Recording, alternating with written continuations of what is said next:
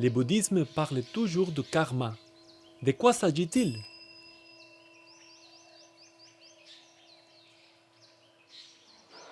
Le karma est l'expérience du corps et de l'esprit. C'est un mot sanskrit qui signifie cause et effet. Sur le plan mental et physique, vos expériences de bonheur ou de malheur sont les effets de certaines causes. Mais ces effets eux-mêmes deviennent la cause de résultats futurs. Une action provoque une réaction. C'est cela le karma. La science et les philosophies orientales expliquent que toute chose est interdépendante. Si vous arrivez à comprendre cela, vous comprendrez aussi comment fonctionne le karma.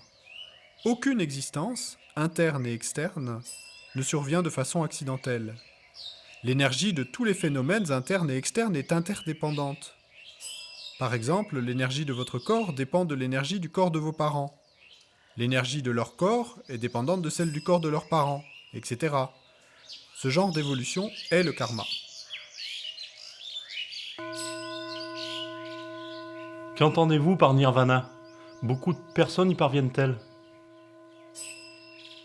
Quand vous développez vos pouvoirs de concentration de façon à garder l'esprit concentré sur un seul point, vous diminuez graduellement les réactions émotionnelles de votre ego, jusqu'à ce qu'elles disparaissent entièrement.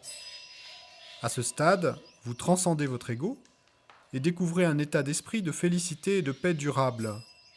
C'est ce que nous appelons le nirvana. De nombreuses personnes ont atteint cet état et beaucoup d'autres se trouvent sur le chemin qui y mène. Dans le nirvana, cessons-nous d'exister sous une forme corporelle? La personne disparaît-elle? Non, vous avez toujours une forme. Mais son système nerveux n'est pas incontrôlé comme celui que nous avons actuellement. Ne vous inquiétez pas. Quand vous parviendrez au nirvana, vous existerez toujours, mais dans un état de bonheur parfait. Aussi, essayez sérieusement de l'atteindre dès que possible. Le Bouddha n'a-t-il pas dit qu'il ne renaîtrait jamais une fois qu'il aurait atteint le nirvana? Peut-être, mais ne voulait-il pas dire qu'il ne reprendrait pas une renaissance incontrôlée, conditionnée par la force de l'énergie de l'ego, qui est le mode de renaissance des êtres samsariques, comme nous? Au lieu de cela, il peut se réincarner avec une maîtrise parfaite, son seul but étant d'aider les êtres nomères.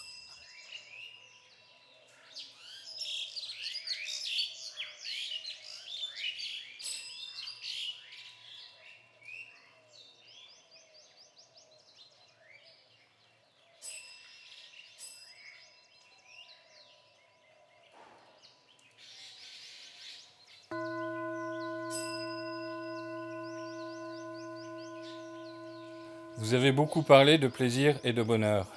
Et moi, j'essaie de clarifier la distinction entre les deux. Sont-ils identiques? Peut-on s'attacher au plaisir, mais pas au bonheur? Ils sont identiques, et nous nous attachons aux deux. Notre objectif est de faire l'expérience du plaisir sans attachement. Nous devons apprécier nos sensations de bonheur tout en comprenant la nature du sujet, de notre esprit, de l'objet et de nos sensations. La personne qui a atteint le nirvana en est capable.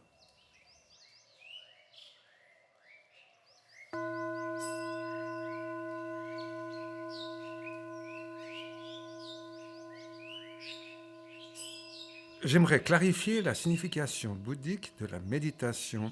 Suis-je dans le juste si je l'interprète comme observer le déroulement de son esprit? Oui, vous pouvez l'interpréter de cette façon. Comme je l'ai dit auparavant, la méditation bouddhique ne signifie pas forcément s'asseoir les jambes croisées et les yeux fermés. Le simple fait d'observer comment votre esprit répond au monde sensoriel au cours de vos activités, marcher, parler, faire des courses, ou que sais-je encore, peut être une méditation vraiment parfaite et apporter un résultat parfait.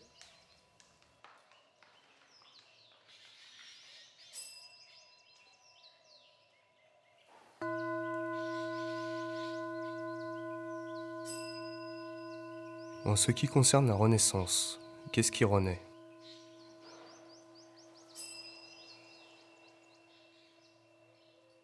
Quand vous mourrez, votre conscience se sépare de votre corps et entre dans l'état intermédiaire d'où elle prend naissance sous une autre forme physique. Nous appelons cela la renaissance. L'énergie physique et l'énergie mentale sont différentes l'une de l'autre. L'énergie physique est extrêmement limitée, mais l'énergie mentale a toujours une continuité.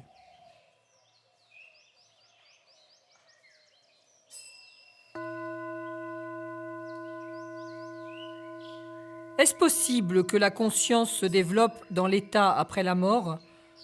Ou est-ce seulement dans la vie que la conscience peut se développer?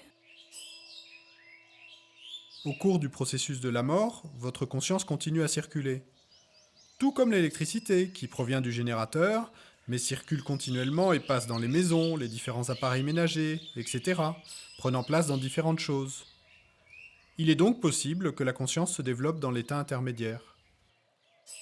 L'esprit n'a donc pas besoin d'un corps physique pour se développer? Il existe un corps de l'état intermédiaire, mais il n'est pas comme le nôtre. Il est très léger, c'est un corps psychique.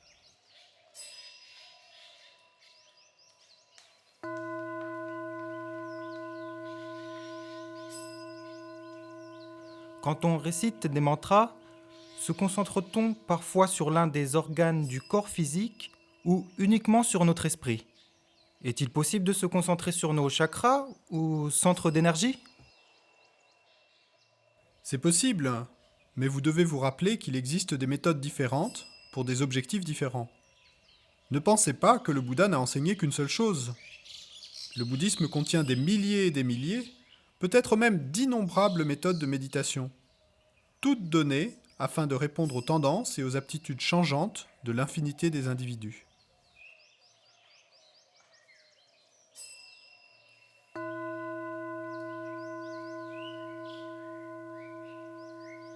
La conscience qui se développe au cours de notre vie et nous quitte lorsque nous mourons, fait-elle partie d'une sorte de conscience suprême comme Dieu ou une conscience universelle?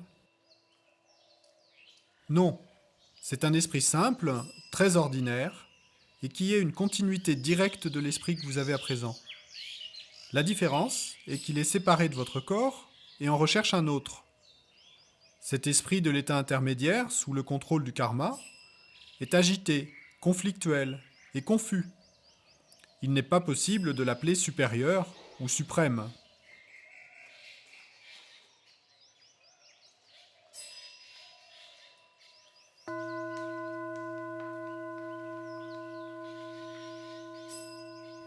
Êtes-vous familier avec les concepts hindous de l'Atman et de Brahman?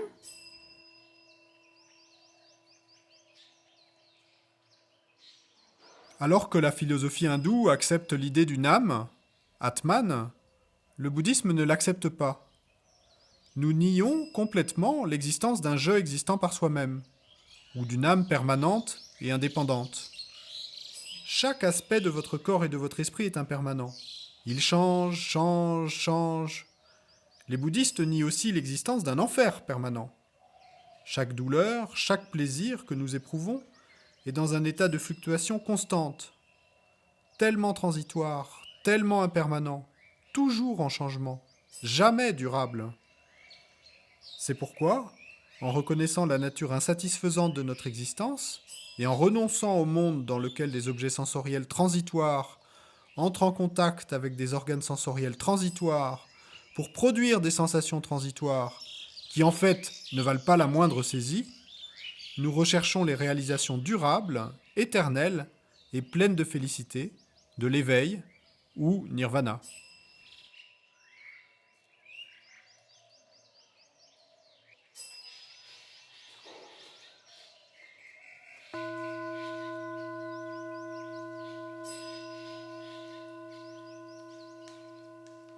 Pensez-vous que le rituel est aussi important pour l'occidental qui essaie de pratiquer le bouddhisme que pour l'oriental qui, lui, le ressent? Cela dépend de ce que vous voulez dire. La véritable méditation bouddhique ne nécessite pas d'être accompagnée d'objets matériels. La seule chose qui a de l'importance est votre esprit. Il n'est pas indispensable de sonner la cloche ou de faire de grands gestes avec des instruments. Est-ce cela que vous entendez par rituel ? Oui ? Bien. Vous n'avez donc pas besoin de vous inquiéter, et cela s'applique aussi bien à l'Orient qu'à l'Occident. Néanmoins, certaines personnes ont besoin de ces choses. Des états d'esprit différents nécessitent des méthodes différentes.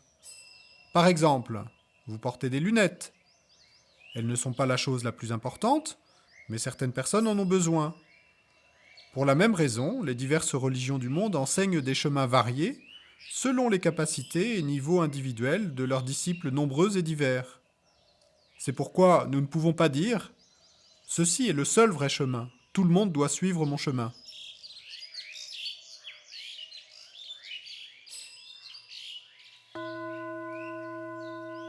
De nouvelles méthodes de pratique sont-elles nécessaires en Occident de nos jours? Non, aucune nouvelle méthode n'est nécessaire. Toutes les méthodes existent déjà. Il vous suffit de les découvrir. J'essaie de comprendre la relation dans le bouddhisme entre l'esprit et le corps. L'esprit est-il plus important que le corps? Par exemple, il est évident que les moines tantriques qui chantent en utilisant des harmoniques développent une partie de leur corps pour chanter. Donc à quel point le corps est-il important? L'esprit est la chose la plus importante. Mais il existe des pratiques de méditation qui sont renforcées par certains exercices physiques de yoga. Inversement, si votre corps est malade, cela peut affecter votre esprit. Il est donc également important de garder votre corps en bonne santé. Mais si vous vous préoccupez seulement du côté physique et négligez l'examen approfondi de la réalité de votre esprit, ce n'est pas sage non plus. Ce n'est pas équilibré. Ce n'est pas réaliste. Je pense donc que nous sommes tous d'accord pour dire que l'esprit est plus important que le corps. Mais en même temps, nous ne pouvons pas oublier le corps dans son ensemble. J'ai vu des Occidentaux venir en Asie pour des enseignements, et lorsqu'ils entendent parler de yogis tibétains qui vivent dans les montagnes à haute altitude sans nourriture, ils pensent « Oh, super, je veux être exactement comme Milarepa ». C'est une erreur. Si vous êtes né en Occident, votre corps a l'habitude de certaines conditions particulières. Aussi, pour le garder en bonne santé, vous devez créer un environnement favorable. Vous ne pouvez pas simplement aller vivre dans les montagnes de l'Himalaya. Ayez de la sagesse, hein. Ne soyez pas si extrême.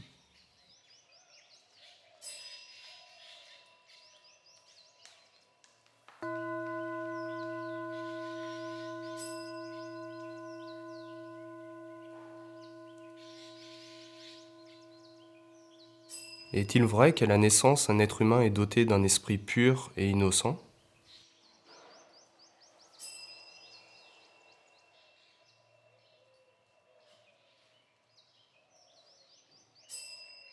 Comme vous le savez tous, à la naissance, votre esprit n'est pas trop préoccupé par des complications intellectuelles. Mais quand vous grandissez et vous mettez à penser, il commence à se remplir de tellement d'informations, de philosophie, de ceci, de cela, ceci est bon, ceci est mauvais, je devrais avoir ceci, je ne devrais pas avoir cela. Vous intellectualisez trop et remplissez votre esprit d'ânerie. Sans aucun doute, cela détériore votre état d'esprit. Ce qui ne veut tout de même pas dire qu'à la naissance vous étiez complètement pur et que vous n'êtes devenu négatif qu'après l'apparition de l'intellect. Il n'en est pas ainsi. Pourquoi? Parce que si vous étiez fondamentalement affranchi de l'ignorance et de l'attachement, aucune ânerie se présentant ne serait capable de vous pénétrer. Malheureusement, ce n'est pas ce que vous êtes. Fondamentalement, non seulement êtes-vous pleinement réceptif à toutes sortes d'âneries intellectuelles rencontrées, mais vous les accueillez à bras ouverts. Donc, d'instant en instant, de plus en plus d'âneries s'accumulent dans votre esprit. C'est pourquoi il n'est pas possible de dire que les enfants sont nés avec un esprit complètement pur. C'est faux. Les bébés pleurent parce qu'ils ont des sensations. Lorsqu'une sensation déplaisante surgit, peut-être désirent-ils le lait de leur mère.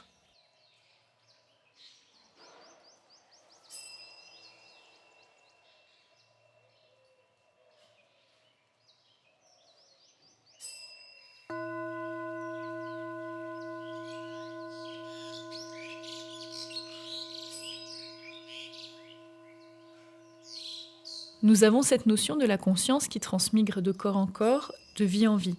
Mais s'il existe une continuité de la conscience, comment se fait-il que nous ne nous souvenions pas de nos vies précédentes? L'excès d'informations de toutes sortes et de pacotilles, d'informations de supermarché, qui s'entassent dans notre esprit, nous fait oublier les expériences précédentes. Même la science dit que le cerveau est limité de telle sorte que l'information nouvelle supprime l'ancienne. C'est ce qu'ils disent. Mais cela n'est pas tout à fait juste. Ce qui se passe en fait, c'est que fondamentalement, l'esprit humain est la plupart du temps inconscient, ignorant, et devient tellement préoccupé par les expériences nouvelles qu'il en oublie les anciennes. Remémorez-vous le mois dernier. Que s'est-il passé exactement ? Chaque jour, quel sentiment avez-vous éprouvé ? Vous n'arrivez pas à vous en souvenir, n'est-ce pas ? Donc en examinant plus en arrière, jusqu'à l'époque où vous n'étiez que quelques cellules dans la matrice de votre mère, puis plus en arrière encore. C'est très difficile, n'est-ce pas ? Mais si vous pratiquez cela progressivement, en examinant continuellement votre esprit, finalement, vous serez capable de vous souvenir de plus en plus de vos expériences passées. Nombre d'entre nous ont peut-être fait l'expérience d'une réaction très étrange à un événement qui leur est arrivé, et sont restés perplexes face à leur réaction qui semblait ne pas être fondée sur une expérience de cette vie. C'est bizarre. Pourquoi ai-je réagi ainsi ? Je me demande d'où cela provient. C'est parce que cette réaction résulte de l'expérience d'une vie passée. Les psychologues contemporains n'expliquent pas de telles réactions, car ils ne comprennent pas la continuité mentale, la nature sans commencement de l'esprit de chaque individu. Ils ne comprennent pas que des réactions mentales peuvent provenir d'impulsions qui ont été produites des milliers et des milliers d'années auparavant. Mais si vous continuez à examiner votre esprit par la méditation, vous finirez par comprendre tout cela à la lumière de votre expérience personnelle.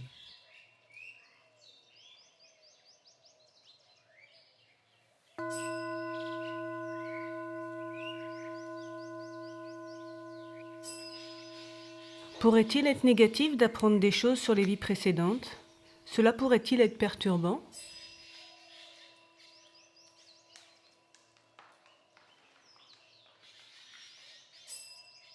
Cela pourrait être une expérience soit positive, soit négative.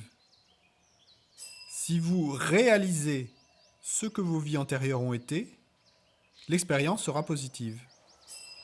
Les perturbations proviennent de l'ignorance. Vous devez essayer de réaliser le caractère spécifique des négativités.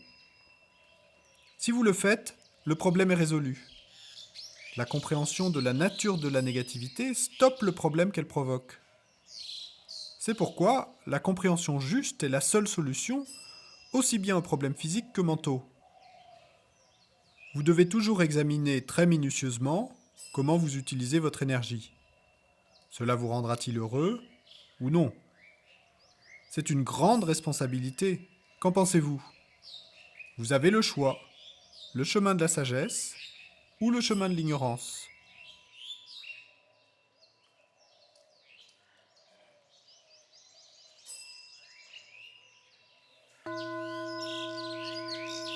S'il vous plaît, quelle est la signification de la souffrance ?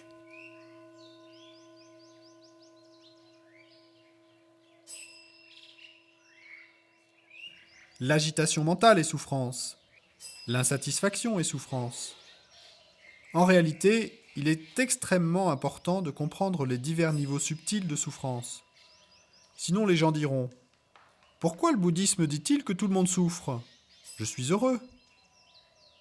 Quand le Bouddha a parlé de la souffrance, il ne pensait pas simplement à la douleur d'une plaie ou au type d'angoisse mentale que nous ressentons souvent. Nous disons que nous sommes heureux. Mais si nous examinons notre bonheur de plus près, nous verrons que malgré tout, il reste encore de nombreuses insatisfactions dans notre esprit. Du point de vue bouddhique, le simple fait que nous ne puissions pas maîtriser notre esprit est souffrance mentale. En fait, cette souffrance est pire que les différentes souffrances physiques que nous endurons. C'est pourquoi quand le bouddhisme parle de la souffrance, il met davantage l'accent sur le plan mental que sur le plan physique. Et c'est la raison pour laquelle, en termes pratiques, les enseignements bouddhiques sont avant tout de la psychologie appliquée. Le bouddhisme enseigne la nature de la souffrance au niveau mental et les méthodes pour l'éliminer.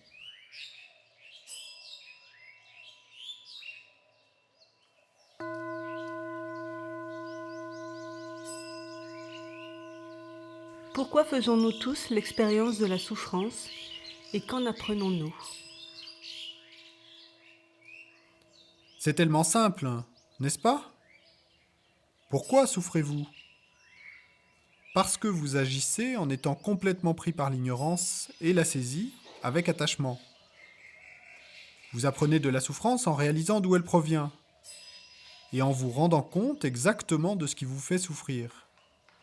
Dans l'infinité de vos vies antérieures, vous avez fait de nombreuses expériences. Mais malgré tout, cela ne vous a pas apporté grand-chose. Beaucoup de personnes pensent qu'elles tirent une leçon de leurs expériences. Mais il n'en est rien. Il y a une infinité d'expériences passées dans leur inconscient, mais elles ne savent toujours rien à propos de leur nature véritable.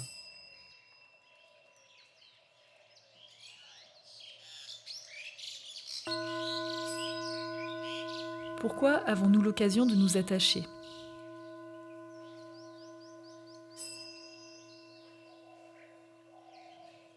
Parce que nous avons des hallucinations. Nous ne voyons la réalité ni du sujet, ni de l'objet. Quand nous comprenons la nature d'un objet d'attachement, l'esprit subjectif d'attachement disparaît automatiquement. C'est l'esprit embrumé, l'esprit qui est attiré par un objet et peint sur ce dernier une projection déformée qui nous fait souffrir. C'est tout. C'est vraiment très simple.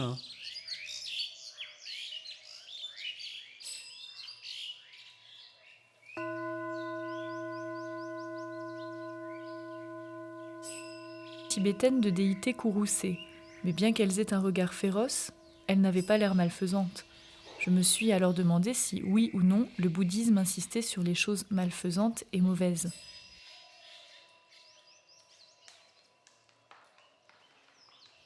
Le bouddhisme n'insiste jamais sur l'existence d'un mal qui viendrait de l'extérieur. Le mal est une projection de votre esprit.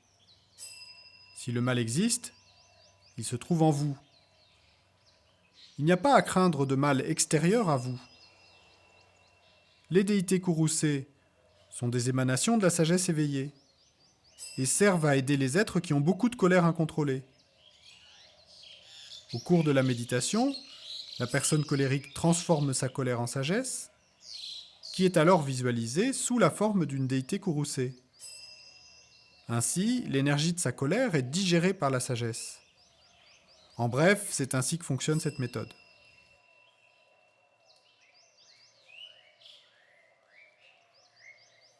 Que pensez-vous d'une personne qui tue une autre personne par autodéfense? Pensez-vous qu'une personne a le droit de se protéger elle-même, même au prix de la vie de l'agresseur? Dans la plupart des cas, les meurtres par autodéfense sont tout de même commis suite à une colère incontrôlée. Vous devez vous protéger du mieux possible sans tuer votre agresseur. Par exemple, si vous m'attaquez, je suis responsable de ma protection, mais sans vous tuer. Si le fait de me tuer était la seule manière de m'arrêter, le feriez-vous? Alors il vaudrait mieux que vous me tuiez.